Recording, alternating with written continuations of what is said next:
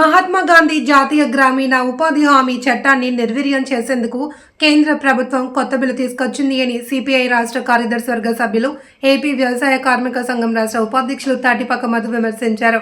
కాకినాడ రూరల్లో బీకేఎంయూ ఆధ్వర్యంలో నిర్వహించిన నిరసన కార్యక్రమంలో ఆయన మాట్లాడుతూ గాంధీ పేరును తొలగించడం గాంధీ ఆశయాలపై నైతిక దాడి అని అన్నారు. హామీ అనే పదాన్ని తొలగించడం ద్వారా ఉపాధి హామీ చట్టం అర్థం కోల్పోతుంది అని, పనిదినాల కుదింపు, రాష్ట్రాలపై నిధుల భారం పెంపు, యంత్రాలు, కాంట్రాక్టర్లకు అవకాశాలు కల్పించే ప్రయత్నం దారుణమని విమర్శించారు.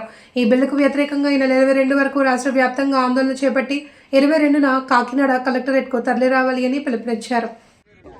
దేశంలో గ్రామీణ ప్రాంతాల్లో కూలి పనులు లేక పట్టణాలకి వలస వెళ్తున్న వేళ, ఆకలి చావులు బతుకుతున్న వేళ ఆనాడు దేశవ్యాప్తంగా వామపక్ష పార్టీలు యూపీఏ 1లో 2005 సంవత్సరంలో ఈ గ్రామీణ ఉపాధి చట్టం కావాలని కోరాయి.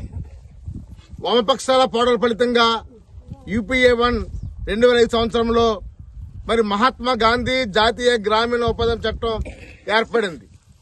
ఈరోజు ఈ చట్టం వల్ల చాలా మంది ఆకలి చావులు ఆగినాయి, చాలా మంది బతుకుతున్నారు.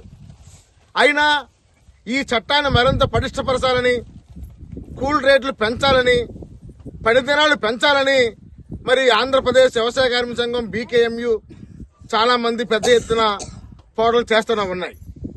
నేడు నరేంద్ర మోడీ ప్రభుత్వం ఈ చట్టాన్ని మరింత పటిష్టం పరిచిపోక ఈ చట్టాన్ని ఎత్తేయాలని చూస్తున్నారు. అందుకనే మహాత్మా గాంధీ పేరుతో ఉన్న బిల్లుని తీసివేసి కొత్త బిల్లు తీసుకొచ్చారు. ఈ బిల్లు నేను ఒకటే అడుగుతున్నాను, మహాత్మా గాంధీ ఎవరు? ఈ జాతి పిత. ఈ దేశ స్వతంత్ర పోరాటంలో లక్షలాది మంది కదించిన మహావీరుడు మరి మహాత్మా గాంధీ. ఆయన పేరు ఎందుకు తొలగిస్తున్నారు? అర్థం ఏంటి అంటే మహాత్మా గాంధీ తొలగించేసి త్వరలోనే ఈ చట్టాన్ని మీరు ఎత్తేయాలని చూస్తున్నారు. అందుకే కొత్త బిల్లు తీసుకొచ్చారు. ఇప్పుడు ఈ కొత్త బిల్లు ప్రకారంగా ఇంతకుముందు కేంద్రం 90% నిధులతో కేటాయించేది. ఈరోజు ఈ కొత్త బిల్లులో ఏముంది? 60% కేంద్రం, 40% రాష్ట్రం.